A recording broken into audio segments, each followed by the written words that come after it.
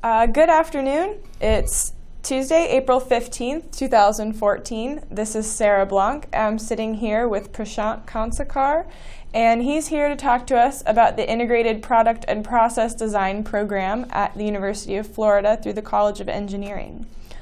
Just to start off with a question, could you tell me about the first time or when you initially got involved in this project as a student? Yeah, so I first heard about this program while I was, I think, a sophomore or junior at the College of Engineering, Department of Electrical and Computer Engineering. And I thought it was really interesting because it combined the academic engineering along with the industry side of engineering. And I knew I always wanted to go out in the industry, and I had more interest in real-life projects. Not that I'm saying academic projects are not real life, but dealing with the industry side of engineering, the business side, along with the engineering side. So I knew I wanted to get into the program, and once I was a senior, I attended the information session, and the different coaches pitched their different projects. And my coach, Dr. Stanfill, who's also the director of the program, he pitched the Raytheon project, which sounded to me a little bit like a 007 project. Basically, we were designing this suitcase that would house this telecommunication device using satellite to be used by high-end executives and government dignitaries around the world. And I was very enticed by that pitch. Okay. And right after the presentation, I approached Dr. Stanfill and I expressed my interest. And I got lucky and got into the project that I wanted. So that's how I got started. Well, what do you say got lucky? Were you selected? Yeah, because it was sort of like a draft, or not everybody got their first choice. All the students, all the participants were asked to rank their projects by interest, and at the end of the day, the faculty and the different teams selected these students. So I got lucky because I got my first choice. Yeah. And you said your advisor is Dr. Stanfield? Yeah, Stanfill. Stanfill? Stanfill. Okay. Yeah. He's also the director of the Integrated Product and Process Design. Okay. And what did you take away from Dr. Stanfill as a mentor? A lot, actually. Well, to start off with, understanding the non-engineering side of engineering and how important that is for engineering success, right? The success of any engineering project is dependent not only on the technical side, but also on the non-technical side, the business and the people side of engineering. So that was really eye-opening for me, and Dr. Stanfill facilitated that process of learning through basically through his leadership and through his communication skills that he demonstrated with the liaison engineers and other people, like other team members, for example. I also learned the value of leading through example. He set a good example for himself regarding his commitment, his showing up for the meetings or doing stuff for the project, and that was really effective in helping his mentors do what was best for the team. Instead of Dr. Stanfill having to tell us what to do, we learned through his example. So I think that was really helpful. So now you're back in the program as an assistant coach. Mm-hmm. So it sounds like you've taken a lot of examples from Dr. Stanfill. What is your approach as an assistant coach now in working with students? Well, it's a little different now.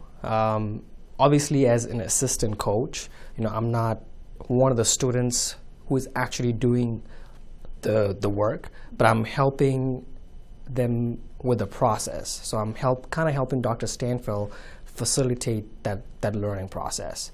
And I guess when you're a student, you try to come up with the best and the quickest solution, and you don't need to hold yourself back.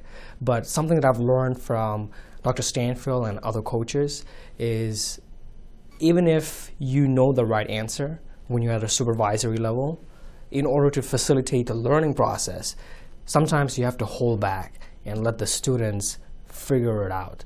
And the important task of any coach at the educational institute is to facilitate that process.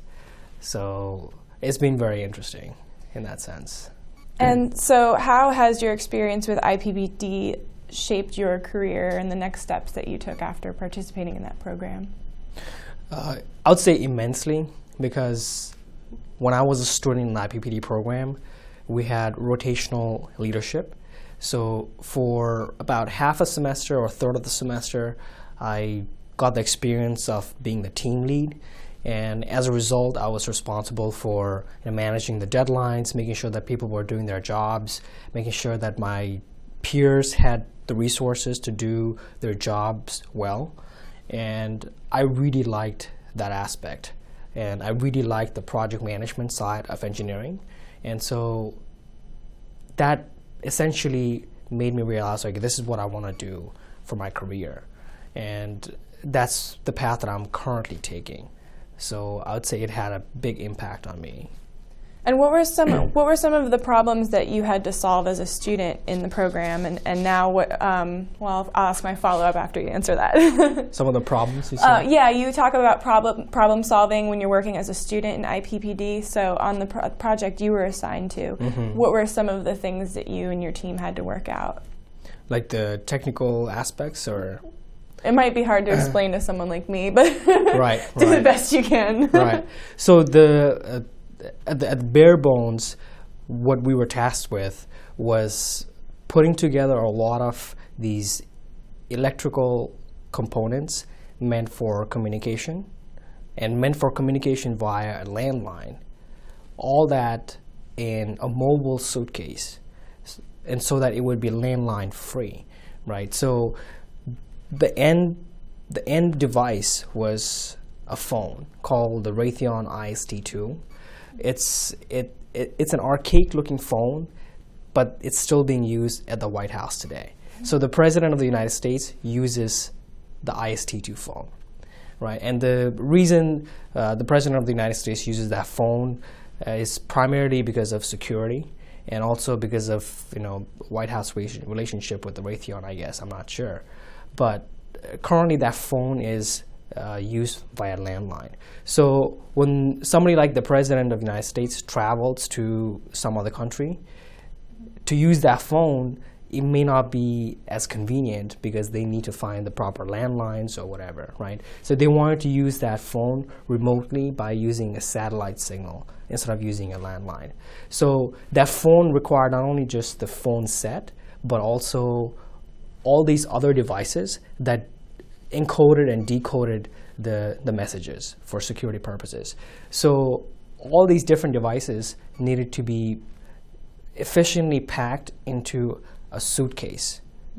And that suitcase would need to be secure enough in withstanding travel, for example, withstanding different temperatures, withstanding the electrical requirements of different countries, right?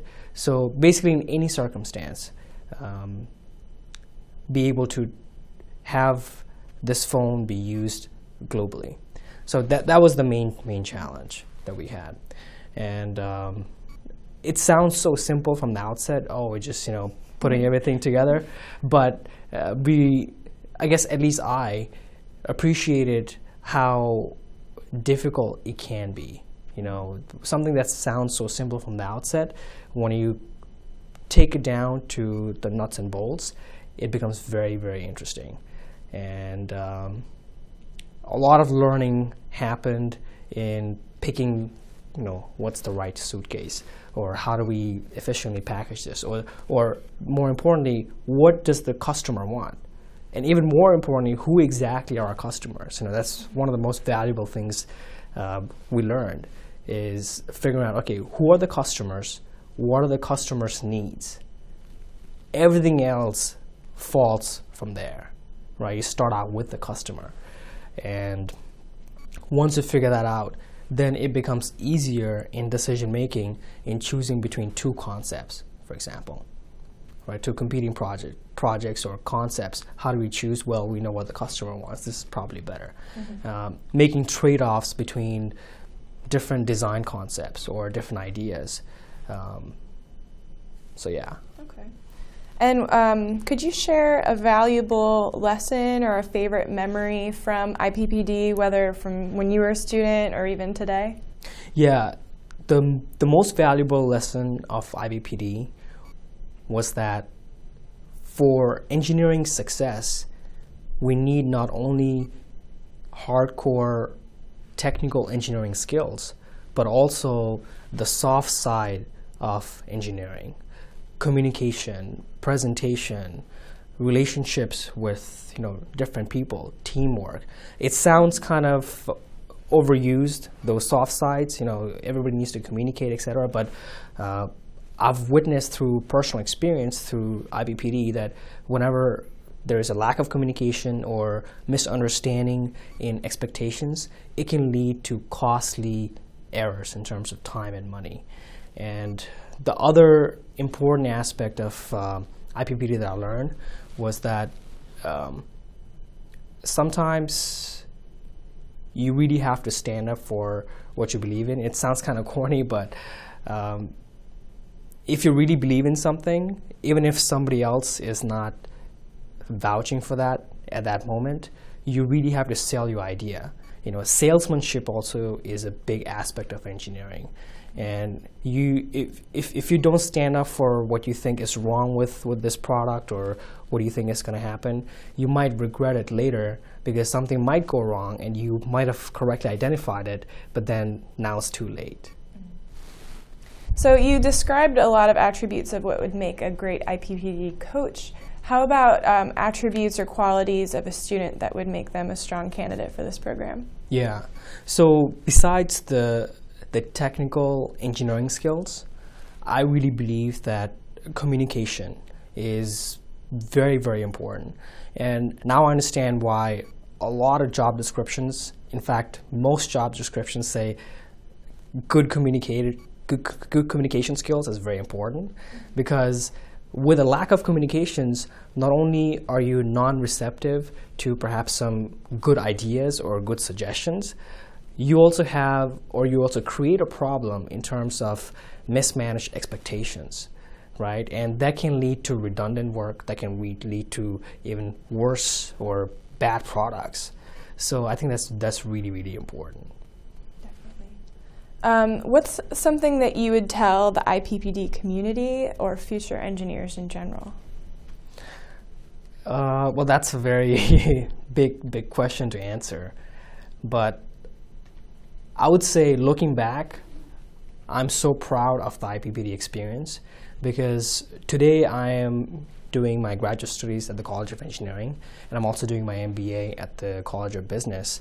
And IPPD in 1 year gave me a taste of both. I also have some industry experience. So I would say I'm even more proud to have been an IPPD alum. And I would encourage our IPPD alumni to spread the word about this program, because this is an excellent program. It gives you a lot of real-world-like experience in terms of the actual projects, in terms of team dynamics, in terms of learning soft skills, etc. And I really think this could be a big selling point when it comes to employers looking to hire, or even in terms of moving up in an organization. You could really leverage your IPPD experience for your career advancement. And what else makes the program special or sets it apart from other practical engineering programs throughout the country? I don't know much about other comparable programs. I know that our program is highly esteemed. In terms of differences, I guess, one of my friends, he loved the IPPD program so much that he pursued a similar program at another institution. And he was telling me that the IPPD program is not that different from the one that he did at Carnegie Mellon University, which is a very reputable university with a very reputable program. So, and this is a very hard question left for last. Could you describe the IPPD program in one word? In one word? One word. In one word. I would say it's transformative, because during that one academic year or 2 semesters, you're not only transforming a concept into a prototype, but you're also transforming yourself as a student and a future professional. So I think transformative is a fitting word for IPPD. It's a great word. So I asked all the official questions. So is there anything else that you'd like to share, or anecdotes or memories or anything? Anything else about IPPD?